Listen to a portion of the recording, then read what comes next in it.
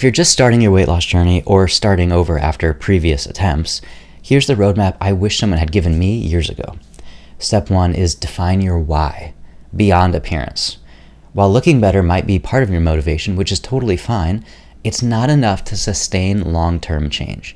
Dig deeper and connect with more meaningful reasons, like having energy to play with your kids or grandkids, reducing health risks, improving confidence, enhancing sleep quality, or simply living a fuller life. For example, I always hated doing cardio. When I changed my motivation from losing fat to having a strong heart so that I could live longer and spend more time with my kids and eventually see my grandkids, I can't tell you the shift that went from like barely being able to do stairs for 20 minutes to doing 30 and 45 minutes, because the focus wasn't on I'm trying to burn fat. It was on I need to have a strong heart because I don't want to miss my grandkids, just like the way I never met my grandparents who died of heart attacks or lived in a different country that I couldn't see. And then take that next step and write down this deeper motivation and keep it visible somewhere where you can see every day.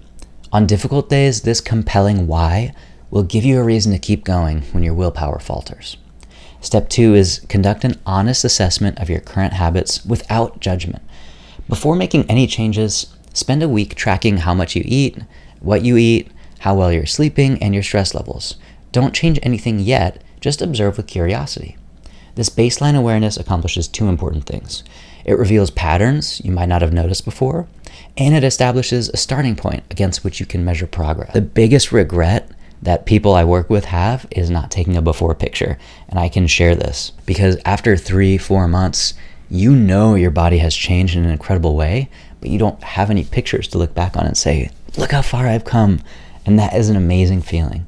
So even though you might feel very ashamed of your current life, current lifestyle, or your current body, don't be afraid to just step out there and do something brave for yourself, because as you see those changes, you're going to wish that you could look back and show your friends and show yourself, look how far I've come and look how much I can accomplish. Step 3 is choose one area to focus on first.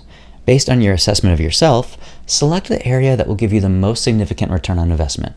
For most people, this is usually nutrition or sleep, as these have outsized impacts on overall health, stress management, and weight. Within that area, select just one habit to implement consistently. Make it specific, measurable, and ridiculously easy to accomplish. For example, instead of saying eat better, choose include 1 serving of protein at breakfast, lunch, and dinner, and replace 1 sugary drink with water. Step 4 is master the art of habit stacking. Once your first habit becomes automatic, usually after 2-3 weeks, add a second habit, ideally one that naturally follows the first. This creates a chain of positive behaviors that reinforce each other. This is from James Clear's Atomic Habits. If you haven't read it, it's a really great book. For example, if your first habit was eating protein at breakfast, your second habit might be taking a 10-minute walk after breakfast. Amazing, called habit stacking.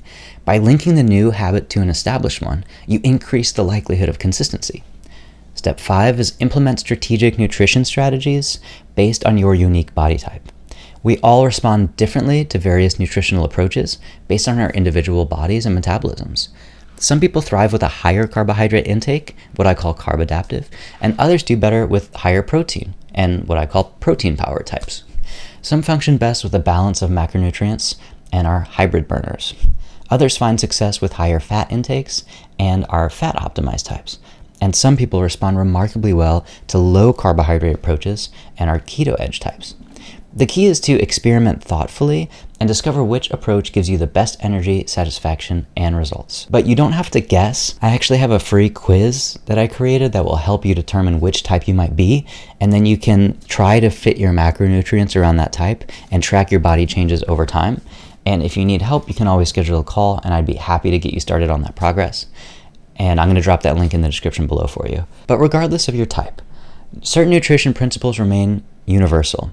Prioritize whole, minimally processed foods, ensure adequate protein intake, stay hydrated with primarily water, include plenty of fiber-rich vegetables, be mindful of portion sizes, and keep in mind what you're eating.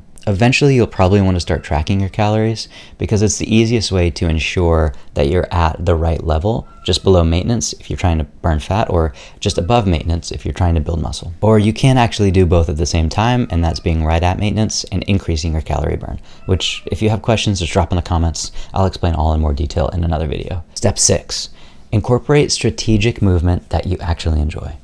Exercise doesn't have to mean grueling gym sessions. Find physical activities that bring you pleasure and fit realistically into your schedule. Remember the minimum effective dose concept.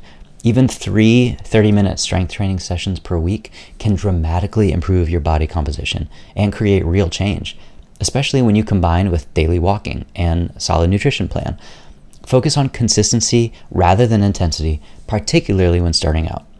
Step 7 is optimize your environment for success. Willpower is a limited resource, so create surroundings that make healthy choices easier and make unhealthy choices harder. Clear your house of trigger foods, prepare healthy options in advance, usually the night before, and establish routines that support your goals. This environmental design is often the difference between struggle and ease when it comes to maintaining habits long term. Step 8 is implement a weekly review and planning session. Every Sunday, it can just be 15 minutes to review the previous week and plan for the upcoming one. It doesn't have to be hard or complicated, but you can celebrate wins, identify challenges, and make specific plans for meals, movement, and stress management for the week ahead. This proactive approach prevents the all too common scenario of making decisions when you're hungry, tired, or stressed, situations where willpower is at its lowest. Step 9 is develop a strategy for inevitable setbacks. Before they occur, decide how you'll respond to challenges like travel, holidays, or stressful life events. Having specific contingency plans removes the need to make decisions in the moment and greatly increases your chance of staying on track. Step 10 is measure progress using multiple metrics, rather than relying solely on the scale.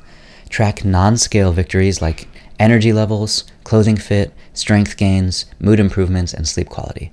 These diverse measurements provide a more complete picture of your progress and help maintain motivation when weight temporarily plateaus. Oh, man. Remember that this roadmap isn't meant to be implemented all at once. Just start with steps 1 through 3 and add the others gradually as you build confidence and consistency.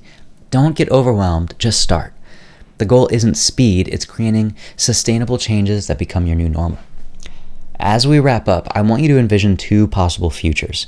In one, you continue the cycle of extreme diets, all or nothing thinking, and temporary changes that lead to frustration and regained weight. In the other, you apply the principles we've discussed today, focusing on process over outcome, making identity-based changes, finding your minimum effective dose, embracing imperfection, and following a sustainable roadmap. In the second future, weight loss happens almost as a side effect of becoming a person who prioritizes their health. Energy increases, confidence grows, and the daily struggle with food and exercise fades away. This isn't just about changing your body, it's about transforming your relationship with yourself, building confidence in yourself, and really changing your life. Imagine waking up feeling rested and energized, moving throughout your day with confidence, and enjoying food without guilt or obsession. Imagine having the vitality to fully engage in activities you love with people you care about. This reality is absolutely possible for you. The weight loss advice I wish someone had told me years ago boils down to this. Sustainable change comes not from perfect diets or extreme exercise, but from consistent habits aligned with the person who you want to become. It comes from patience, self-compassion, and understanding that the journey itself is not the destination. The journey can bring you joy and fulfillment. So if you're struggling with weight loss, know that your past attempts weren't failures, they were valuable lessons preparing you for the success you're about to see in your life. With the mindset shifts and practical steps we've covered today, you can have everything you need to create lasting change. If you found this video valuable at all, please like and subscribe for more content on sustainable health transformation. And remember, your next step doesn't have to be perfect. It just needs to be a little bit better than yesterday. Until next time. Here's to becoming the person that you were always meant to be, one small, consistent step at a time.